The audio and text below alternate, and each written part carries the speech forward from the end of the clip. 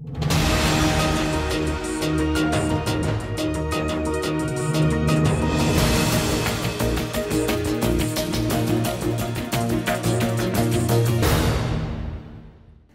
day, this is Len Lazarick with MarylandReporter.com.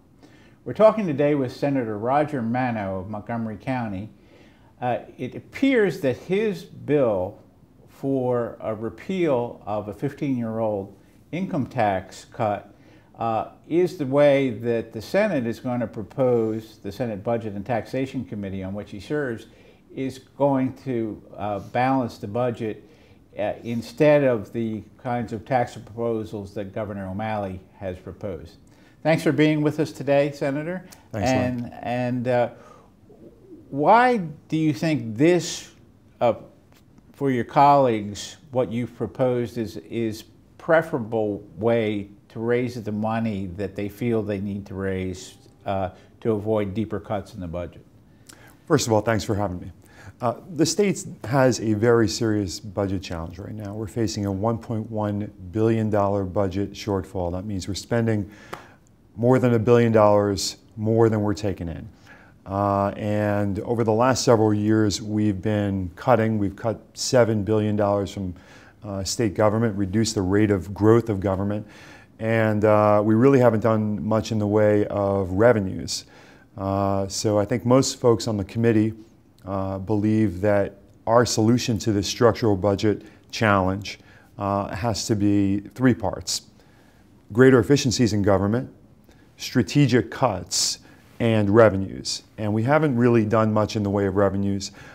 So the question is whether— But didn't we raise revenues 5 years ago? You were in the House at that time. During the 2007 special session, we created brackets. We essentially had a flat tax prior to 2007, and in fact, the 1997 Glendenning tax that we're speaking about right now, at the time we essentially had a flat tax. In 2007, we created brackets, and we were able to raise some additional money then to help us get through what we thought was a very serious budget challenge as we were just going into the recession.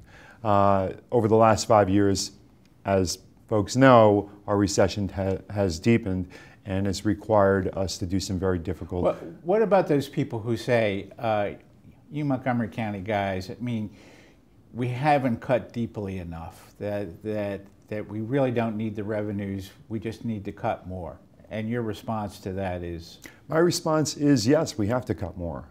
We also need greater efficiencies in government, but we also need to address some of the inequities in our tax code and some greater revenue options. So the bill that we're referring to right now, Senate Bill 523, would repeal the so-called Glendenning tax cut that was done at a time when really nobody asked for it. It's about half responsible for the structural budget shortfall that we have right now. And the committee is looking at different ways to enact that proposal or some pieces of the governor's proposal to help to fill this budget shortfall. What we've committed to doing is eliminating that budget shortfall over 2 years. So the target number this year is about $550 million. Just so happens that this revenue proposal raises $550 million in fiscal 13, the current budget, and about $400 million every year thereafter. So it's one leg of this three-legged stool, greater efficiencies, in other words, reducing the size of government, reducing the rate of growth of government, cuts, some of them are very tough, and revenues. And this is the plan that I put forward is one that seems to have a lot of traction with the Budget and Taxation Committee. The comptroller, whose office is about a block away from here, used to be a Montgomery County delegate, voted for a lot of tax increases, says this is just a bad time for any kind of tax increases. And he says he's concerned with, he wants to be progressive about government, but why is it not a bad time to raise taxes? Well, I mean, it's never a good time to raise taxes. It's never a good time to make cuts. It's never a good time to be in a recession. But that's where we are. I believe that folks in our communities understand how deep we are into this recession, understand that we need to make some sacrifices to continue the investments that we have in our kids. We have the best schools in the nation 4 years in a row. We've got a highly educated, highly skilled workforce, but a lot of people are out of work. And kids that are getting out of school right now can't find jobs. We need to provide the economic investments to bring those jobs back, to keep people employed. And government can be very effective in that regard, but we need to provide the revenues to do that. Most people will agree to tighten their belts a little bit to continue those investments. What people don't appreciate is when they're tightening their belt, as folks in my community are doing, and they see other folks getting a sweetheart deal. So what the Budget and Tax Committee is doing right now is looking at a host of revenue options and cuts that are fair. So the proposal that we have and the various... And they don't see the governor's proposal as... I think the overall sense is that parts of the governor's proposal are not, just don't have a lot of traction out there in the community. For example, repealing the mortgage deduction, the mortgage interest deduction, that is, wildly unpopular. I think the governor made a really good faith effort in putting revenues on the table. We commend them for doing that. But it's a policy proposal, and that's why we have committee hearings. And this week the committee heard my revenue proposal and several others.